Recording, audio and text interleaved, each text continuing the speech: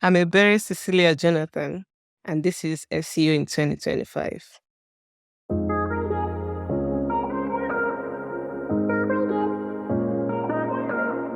Abir, what's your number one SEO tip for 2025? With the way things are going, it's almost impossible to lay your hand on a specific tip.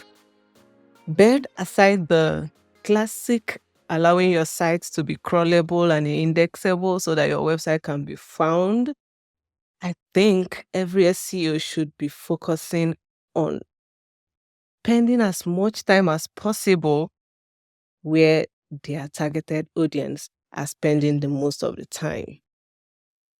So where their target audience is spending most of the time. So how do you decide who the target audience is? And how do you find out where they're spending most of the time? That's really a good question. So doing social listening, and sometimes I try to imagine that I am the target audience. So if I am a target audience for, let's say, a fashion brand, what will I be looking for at this time, and where will I be going to search for it? Right now, for instance, I'm not a fashionista. I'm not very good in fashion. But I spend time in TikTok watching videos on how people are styling their dresses, their bags, seeing how they are combining it. I love watching those videos because this is something I am not really good at. And I wouldn't go to Google to search for this. I wouldn't go to Google to search how to combine. I don't even know what to combine. So as a target audience for this brand, I spend most of my time on TikTok watching this video. So you try to become the target consumer. Yes. So, but what if you're looking in the wrong place? What if you're not as representative as being the target consumer as you would like to be? Well, if I am not okay, so that's also possible. But then you can do social listening, do audience research, right? That's what we do as SEO when we are looking for content to write. We do audience research. We look for what our audience are searching for, the keyword they are searching for. But right now, we are not looking for their keywords. We are looking at where they are spending their time during your audience research. So how do you know where to start with that, though? How do you know where to look to begin with? That even gets more interesting. So for me, I would just say build your strategy across every channel and see the kind of traffic you get from there. So let's say you get more traffic from YouTube. That means your audience are spending more time on YouTube. But if you're getting more traffic on Instagram, on TikTok, on maybe email marketing or Google, that means your audience are spending more time on this platform. So just build strategy across all channels and see where your audience are spending most of the time. Okay, I like that one. So you're defining where to look based upon where your traffic's coming from on your website at the moment, and that's a clue, that's an indication as to whether there might be an additional optimization opportunity. So then are you talking about, if you find out you've got traffic coming from YouTube, as your example, then are you talking about optimizing on YouTube or optimizing to get more traffic from YouTube to hit your website? Yes, optimizing to get more traffic from YouTube to hit your website, and also building this audience to get to know your brand better. I'm not very good with YouTube optimization. Well, you use YouTube as an example, so that's why we went down that rabbit hole. Yes. But I also know that most people go on YouTube to search for content. And then let's say, for instance, I like to use fashion brand because that's something I'm not good at.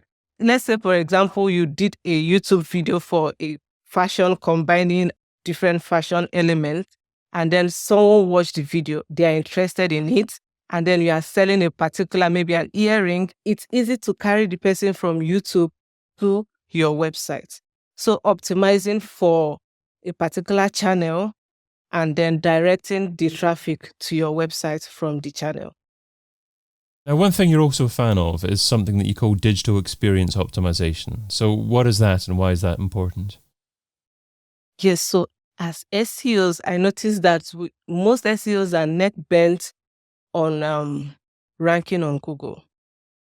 And so with everything happening now, it's almost impossible for us to get the conversion that our client expects from us with all of the AI overviews, chatbots. I even heard of Search GPT that is coming up. It's bringing down the search estate, and it's almost impossible for us to get the conversion that our client needs.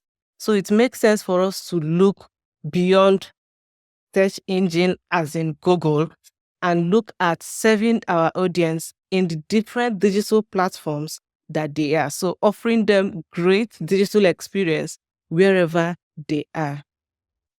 Wherever they are. Okay. Yes, wherever they are, their time. You also talk about focusing on conversions and the fact that focusing on conversions is better than focusing against rankings.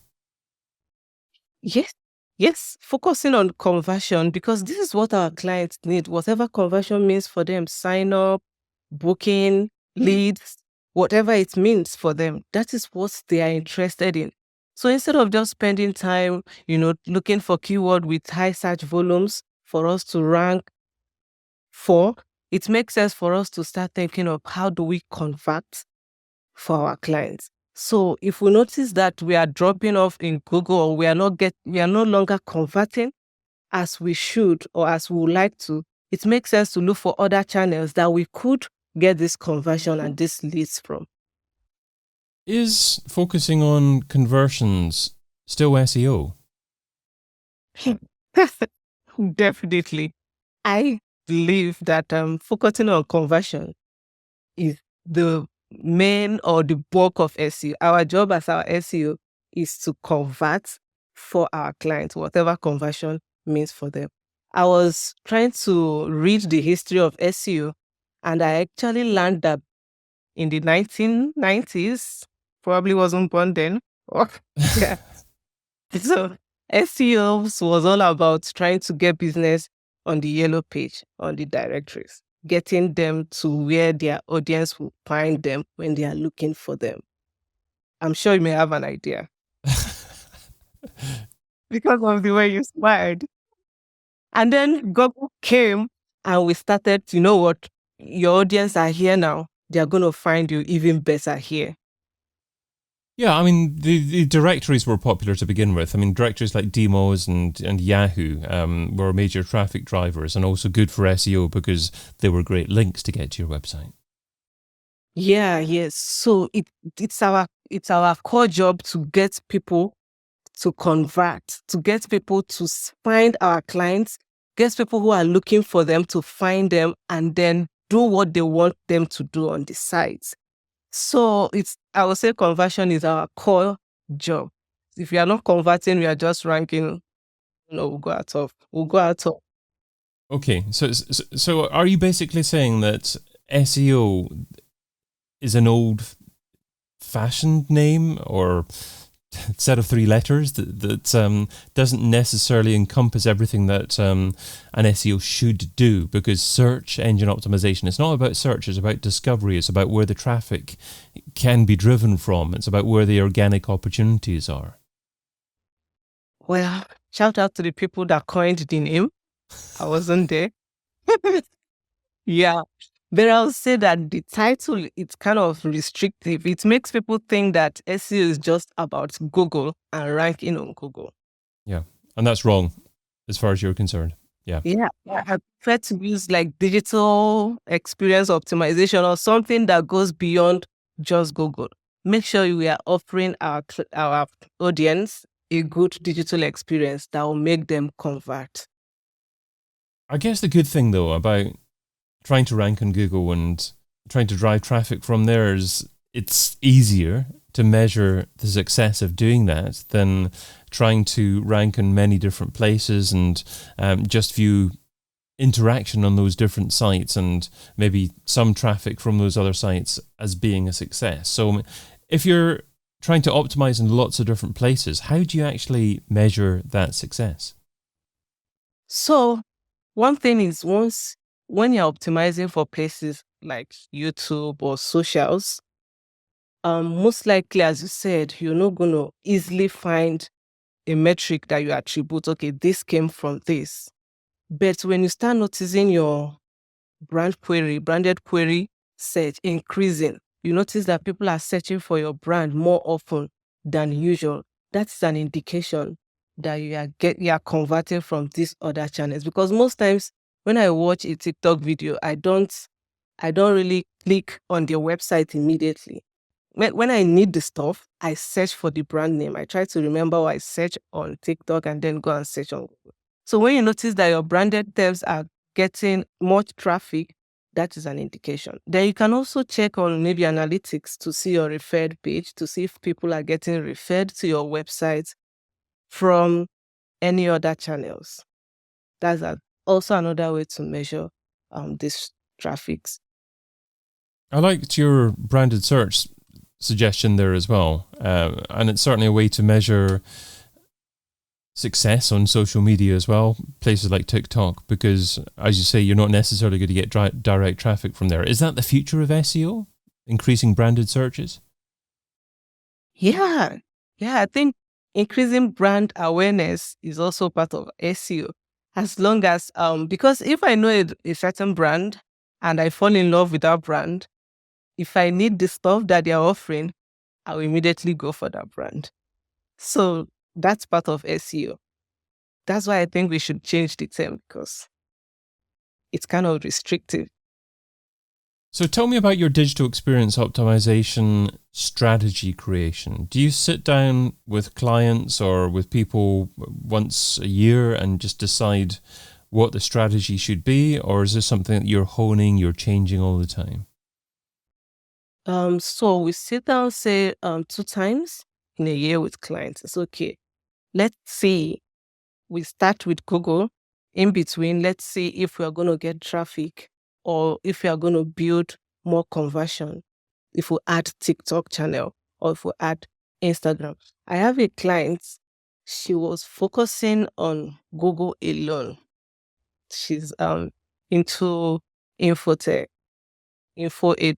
Yeah, so she was focusing only on Google.